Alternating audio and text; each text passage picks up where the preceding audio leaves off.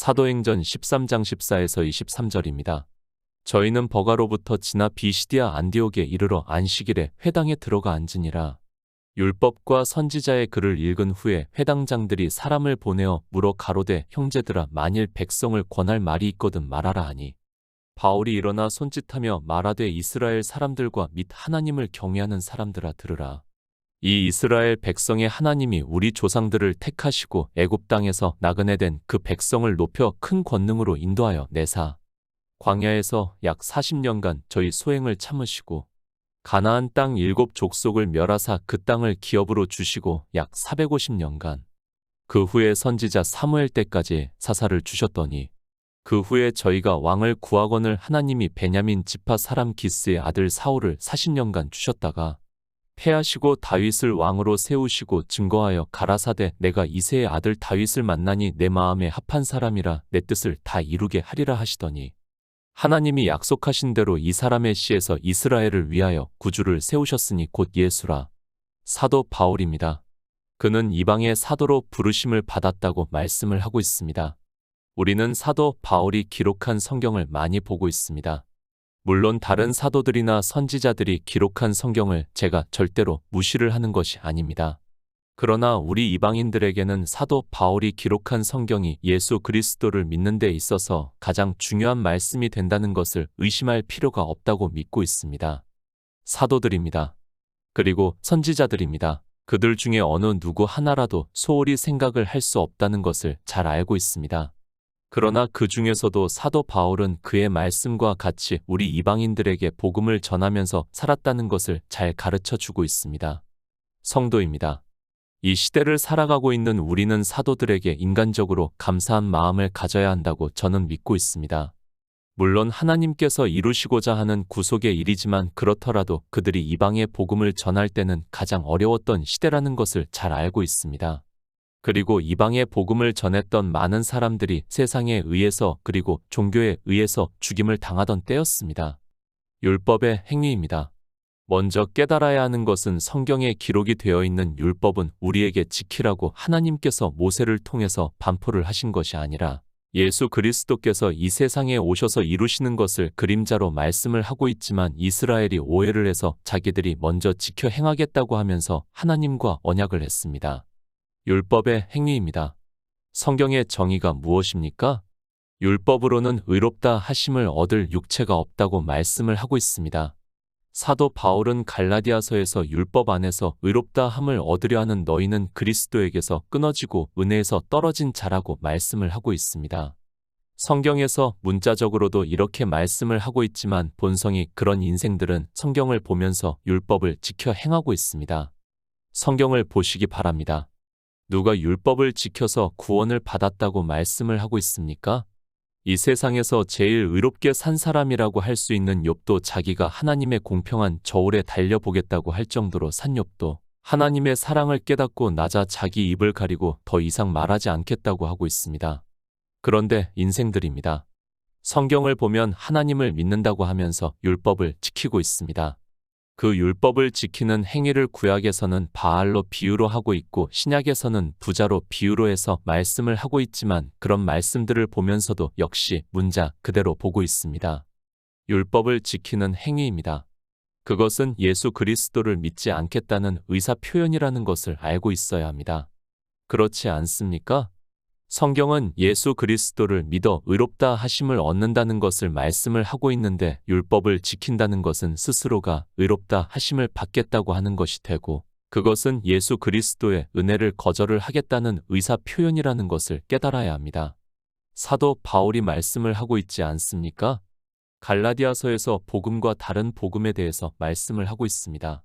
그러니까 예수 그리스도를 믿는다고 하면서 율법을 지키라고 하는 것은 다른 복음이 되고, 율법에서 예수 그리스도께서 우리를 구원하시는 일을 증거를 받아 믿음으로 의롭다 하심을 얻는 것을 복음이라고 말씀을 하고 있습니다. 그러면서 말씀합니다. 율법을 단 한 가지라도 지키면 모든 율법을 항상 다 지켜야 하는 의무가 있다는 것을 말씀을 하고 있습니다.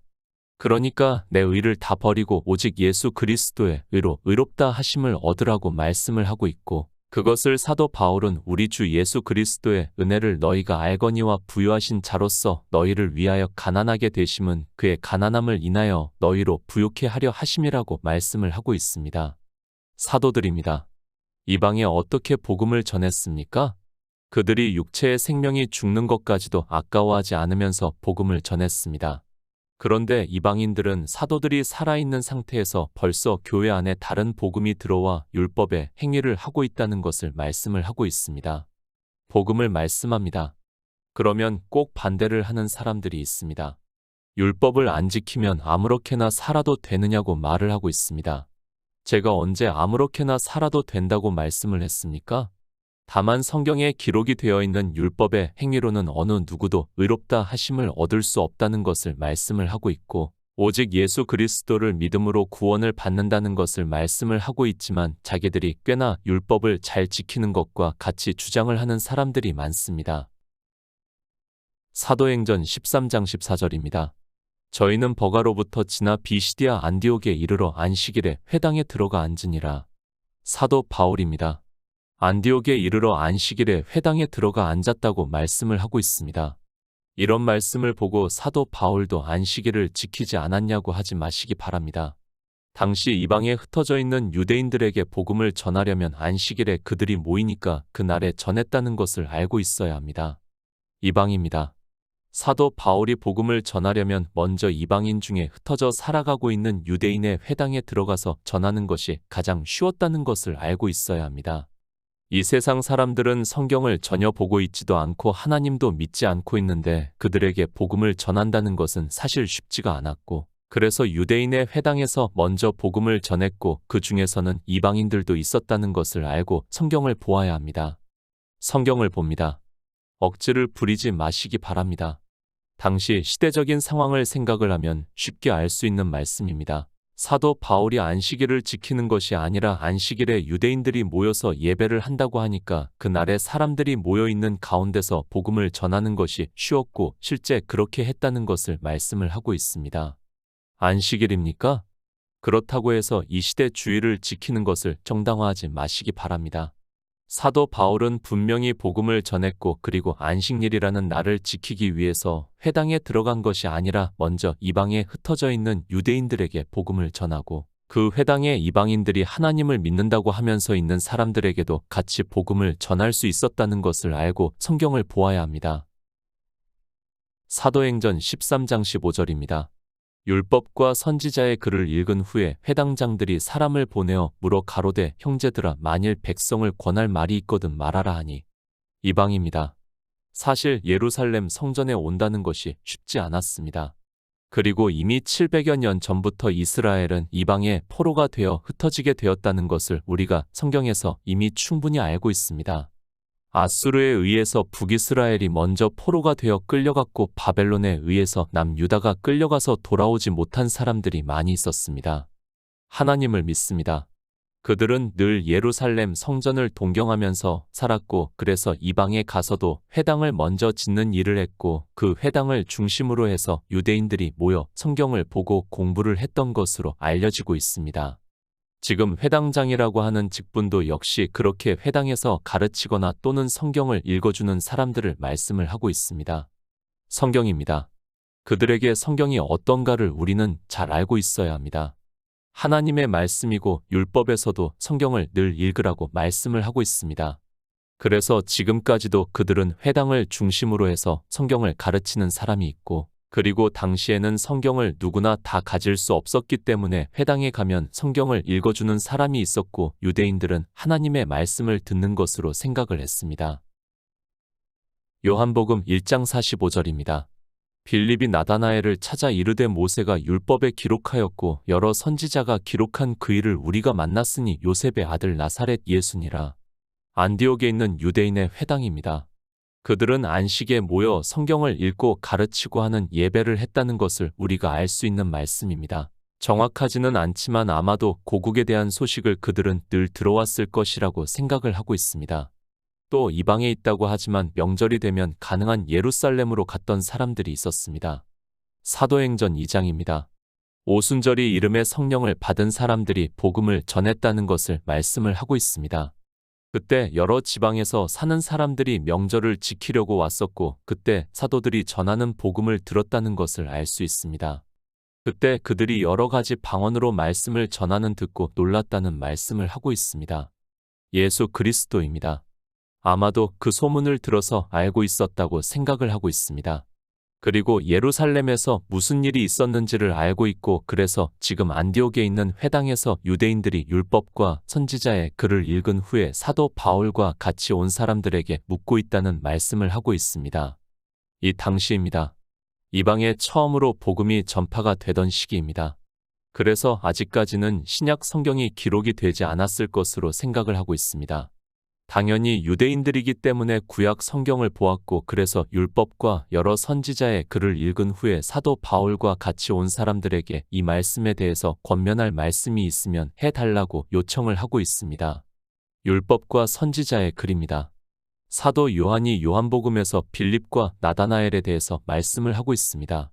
빌립이 나다나엘을 찾아 이르되 모세가 율법에 기록하였고 여러 선지자가 기록한 그 일을 우리가 만났으니 요셉의 아들 나사렛 예수니라 라고 말을 하고 있습니다. 빌립입니다. 그리고 나다나엘입니다. 이 두 사람이 성경을 보았습니다. 그런데 유대인들과는 다르게 그들은 모세가 기록한 율법에서 그리고 여러 선지자가 기록한 성경에서 예수 그리스도를 증거를 받았다고 말씀을 하고 있고, 그래서 주님을 만나자 그들은 제자가 될 수 있었고 영생을 얻을 수 있었습니다. 너무 중요한 말씀입니다. 그러나 사람들은 이 말씀을 전혀 모르고 있습니다. 아니, 모세의 율법에서 그리고 여러 선지자의 글에서 예수 그리스도에 대해서 전혀 증거를 받지 못하고 있습니다. 물론 종교인들도 지극히 일부의 말씀에서 예수 그리스도를 증거를 받는다고 하지만 그것으로는 우리가 영생을 얻을 수 없다는 것을 바로 알고 있어야 합니다. 안디옥에 있는 유대인들입니다. 이들이 회당장 정도가 되면 율법에 대해서 그리고 선지자의 글에 대해서 아주 잘 알고 있는 사람들이라는 것을 알고 있어야 합니다. 그런 그들이 지금 사도 바울과 같이 온 일행들에게 이 글을 읽고 난 후에 백성에게 전할 말이 있으면 하라고 말을 하고 있습니다. 주님께서 말씀을 하셨습니다. 우리는 성경에 대해서 바로 알아야 합니다. 아니, 성경에 대한 정의로 받아들여야 합니다. 주님께서 너희가 영생을 얻기 위해서 성경을 상고하거니와 이 성경이 곧 내게 대해서 증거를 하는 것이라고 말씀을 하고 있습니다. 그러니까 이 성경은 모세의 율법과 여러 선지자가 기록한 성경을 말씀을 하고 있고 아직 신약 성경은 기록이 되지 않은 때입니다. 영생입니다. 그저 예수 그리스도를 믿는다고 하는 것으로 영생을 얻었다고 하지 마시기 바랍니다. 종교는 마치 사람들이 그 안에 들어와서 자기들의 교리에 따르는 행위를 하는 것으로 예수 그리스도를 믿는 것으로 말을 하고 있지만, 성경은 분명히 모세의 율법에서 그리고 여러 선지자가 기록한 성경에서 예수 그리스도에 대해서 증거를 받아야 한다는 것을 말씀을 하고 있습니다. 그리스도 편지입니다. 율법에서 그리고 구약의 여러 선지자의 말씀에서 예수 그리스도를 증거를 하는 말씀을 많이 올려드리고 있습니다. 물론 저 역시 사람인지라 하나님의 모든 말씀을 다 깨달을 수는 없습니다. 그래서 제가 진리로 인도하심을 받는 정도의 말씀을 전하고 있고 그 정도만 받아도 예수 그리스도를 믿어 영생을 얻는 데 있어서 부족하지 않다고 믿고 있습니다. 지금 유대인들입니다. 그리고 이방의 종교인들입니다. 모세의 율법에서 그리고 여러 선지자가 기록한 말씀에서 전혀 예수 그리스도를 증거를 받지 못하고 있습니다. 아주 조금 받는 그것으로는 영생을 얻을 수 없다는 것을 알아야 합니다. 영생은 유일하신 참 하나님과 그의 보내신 자 예수 그리스도를 아는 것이라고 말씀을 하고 있고, 믿음은 아는 것에서 출발이 된다는 것을 깨달아야 합니다. 예수 그리스도를 믿습니까? 그러면 성경에서 예수 그리스도에 대해서 알아야 믿을 수 있는 것 아닙니까? 그런데 예수 그리스도에 대해서 증거를 받지도 못하면서 그저 종교적인 행위를 보고 예수 그리스도를 믿는다는 것은 믿음이 아니라 종교적인 행위를 하고 있다는 것을 바로 깨달아야 합니다. 안디옥에 있는 유대인의 회당입니다. 그들에게는 아직 성령이 오시지 않았습니다. 그리고 아직 복음도 듣지 않았다는 것을 알아야 합니다. 그러나 지금 사도 바울과 바나바가 와서 그들에게 복음을 전하고 있고, 그들은 이제까지 성경을 보았지만 아마도 처음 듣는 말씀이라는 것을 알 수 있고, 그래서 그들이 안식일에 듣고 그 다음 날에도 청해서 말씀을 듣는 것을 볼 수 있습니다. 성경을 봅니다. 처음부터 다 진리로 인도하심을 받을 수 있습니까? 절대로 아니라는 것을 알아야 합니다. 반드시 복음을 전하는 자가 있어야 하고 그들이 복음을 듣고 믿을 때 하나님께서 성령을 보내주신다는 것을 말씀을 하고 있고 그러므로 해서 예수 그리스도를 믿어 영생을 얻을 수 있다는 말씀입니다. 그럴 수도 있습니다. 진리를 사모하는 자에게 하나님께서 성령을 보내주실 수 있습니다. 그러나 그런 경우에는 아주 특별하다고 믿고 있습니다. 성경은 우리에게 복음을 듣고 믿음으로 성령을 받는다는 것을 말씀을 하고 있고 성령이 오심으로 해서 그가 예수 그리스도에 대해서 증거를 해 주심으로 믿어 영생을 얻는다는 것을 말씀을 하고 있습니다. 하나님의 은혜입니다. 복음을 들을 수 있다는 것은 하나님의 은혜라는 것을 믿어야 합니다. 사실 생각해 보시기 바랍니다. 사도 바울이 이곳에 오지 않았고 사도 바울이 이곳에서 말씀을 전할 수 없었다면 안디옥에 있는 유대인의 회당에 있는 사람들은 복음을 듣고 믿을 수 있는 기회가 없을 수 있습니다. 물론 하나님께서 원하시면 다른 사람을 보내 그들에게 복음을 듣게 하실 수 있다는 것을 믿고 있습니다. 모세의 율법입니다. 그리고 여러 선지자가 기록한 성경입니다. 그 말씀에서 예수 그리스도를 증거를 받을 수 있다는 것은 성령이 오시지 않고는 불가능한 일입니다. 전하는 사람도 그렇고 듣는 사람 역시 하나님께서 성령을 보내주심으로 해서 그들이 듣고 믿을 수 있다는 것을 우리는 바로 깨달아야 합니다. 사도행전 13장 16절입니다. 바울이 일어나 손짓하며 말하되 이스라엘 사람들과 및 하나님을 경외하는 사람들아 들으라. 유대인의 회당입니다. 지금은 안디옥에 있는 유대인의 회당이라고 말씀을 하고 있습니다. 그런데 그곳에서는 이스라엘만 있었던 것이 아니라는 것을 사도 바울이 말씀을 하고 있습니다. 사도 바울이 일어나서 이스라엘 사람들과 및 하나님을 경외하는 사람들아 들으라고 말씀을 하고 있습니다. 수백 년입니다. 그들이 이방의 회당을 짓고 그곳에서 하나님께 예배를 하면서 살아가고 있었습니다. 그렇게 살아가면서 이방인들과 혼인한 사람들도 있었을 것이고 또 이방인들과 친분이 두터웠던 사람들은 당연히 그들에게 하나님에 대해서 말씀을 전했을 것이라고 생각을 하고 있습니다. 지금 사도 바울이 회당에 있는 사람들에 대해서 분명하게 말씀을 하고 있습니다. 사도행전 13장 17절입니다. 이 이스라엘 백성의 하나님이 우리 조상들을 택하시고 애굽 땅에서 나그네 된 그 백성을 높여 큰 권능으로 인도하여 내사 구원입니다. 성경은 이스라엘을 예표와 비유로 해서 하나님께서 우리 인생들을 어떻게 구원하시는가에 대해서 말씀을 하고 있습니다. 성경에서 우리는 하나님께서 인생들을 구원하시는 여정을 보아야 하는데 사람들은 그저 이스라엘의 하나님으로 생각을 하고 있고 이 택하셨다는 말씀을 문자 그대로 보면서 마치 이스라엘이 특별한 민족인 것으로 생각을 하고 있습니다. 같습니다. 인생은 다 같다는 것을 우리는 바로 깨달아야 합니다. 이스라엘이 우리보다 더 뛰어난 것이 아니라는 것을 알고 있어야 합니다. 물론 이 시대 역시 유대인들이 세상에서 뛰어난 업적을 남기기도 하고 있고 또 돈이 많다 보니까 마치 특별한 것으로 생각을 하고 있지만 실상은 인생은 다 진토라는 것을 성경에서 말씀을 하고 있습니다. 사도 바울입니다. 지금 무엇을 말씀을 하고 있습니까? 이스라엘을 통해서 하나님께서 어떻게 구원을 하셨는가에 대해서 말씀을 하고 있습니다. 당시 가장 강대한 나라라고 할 수 있는 애굽에서 인도하여 내셨다는 말씀은 하나님이 아니시고는 인생으로는 할 수 없는 일이라는 것을 말씀을 하고 있습니다. 우리의 구원이 그렇다는 것을 말씀을 하고 있습니다. 사도행전 13장 18에서 19절입니다. 광야에서 약 40년간 저희 소행을 참으시고 가나안 땅 7족속을 멸하사 그 땅을 기업으로 주시고 약 450년간 광야입니다. 늘 말씀을 하고 있습니다. 애굽이라는 세상에서 광야라는 교회로 인도를 하셨다는 것은 비유입니다. 그러니까 우리 인생은 하나님을 스스로 찾을 수 없습니다. 그런 우리 인생들에게 영생을 주시기로 작정이 된 자는 광야라는 교회로 인도를 하신다는 것을 말씀을 하고 있습니다.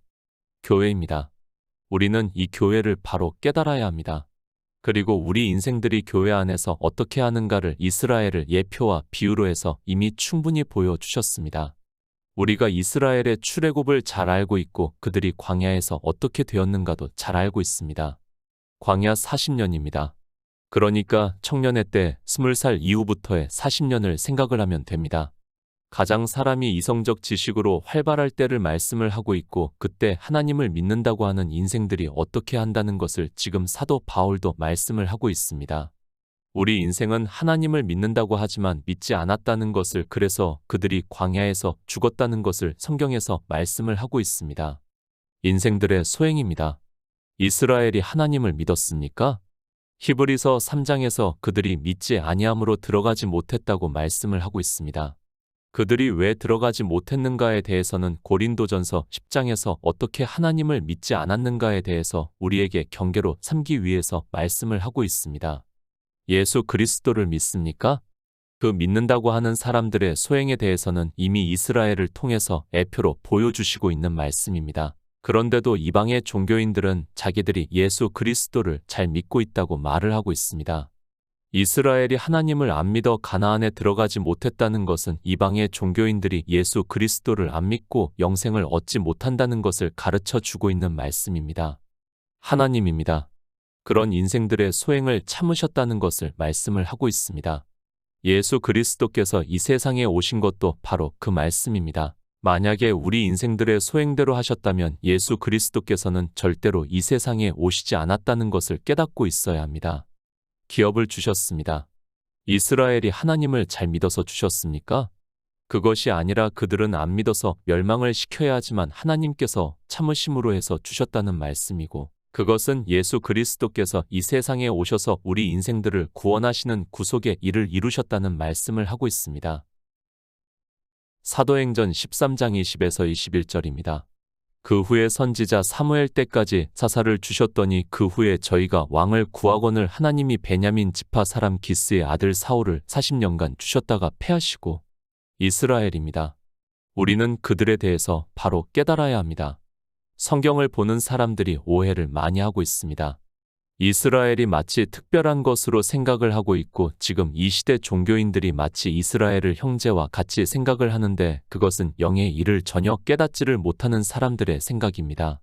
그들입니다. 우리 이방인들에게 영생을 얻게 하기 위한 애표와 비유라는 것을 말씀을 하고 있습니다. 하나님께서는 그들을 통해서 예수 그리스도께서 이 세상에 오셔서 우리 인생들을 구원하시는 구속의 일을 이루실 것을 성경에서 계속해서 말씀을 하고 있습니다. 광야라는 교회입니다. 그리고 이제 가나안에 들어왔습니다. 그 교회를 또 말씀을 하고 있습니다. 이스라엘은 하나님을 믿지 않았습니다. 그래서 하나님께서는 사사를 세우시고 그들에게 하나님을 믿게 하셨습니다. 그리고 이제 이스라엘이 왕을 구하니까 하나님께서는 사울이라는 왕을 주셨다가 패하셨다는 것을 말씀을 하고 있습니다. 그러니까 인생들이 생각을 하는 왕은 육체의 일이고 하나님께서는 영의 일을 말씀을 하고 있습니다. 가나안이라는 교회입니다. 하나님께서 사무엘이라는 사사를 세우셨습니다. 그리고 이스라엘이 원해서 사울 왕을 세우셨습니다. 그러나 이스라엘은 하나님을 믿지 않았다는 것을 말씀을 하고 있습니다. 그리고 하나님께서는 하나님 나라를 말씀을 하는데, 그들은 이 세상에서 이스라엘이라는 나라가 세상에서 가장 강대한 나라가 되는 것을 원하고 있었습니다. 사도행전 13장 22절입니다. 패하시고 다윗을 왕으로 세우시고 증거하여 가라사대 내가 이새의 아들 다윗을 만나니 내 마음에 합한 사람이라 내 뜻을 다 이루게 하리라 하시더니, 하나님입니다. 인생들은 하나님에 대해서 너무 모르고 있습니다. 성경을 보고 있지만 성경에서 무슨 말씀을 하고 있는지를 전혀 깨닫지를 못하고 있습니다. 이스라엘부터가 하나님께서 선택하셨다고 하니까 자기들이 마치 특별한 민족인 것으로 생각을 하고 있었지만, 하나님께서는 영의 일을 말씀을 하기 위해서 그들을 통해서 비유로 가르쳐 주시고 있지만 깨닫지를 못하고 있습니다. 하나님 나라입니다. 우리는 성경을 바로 깨달아야 합니다.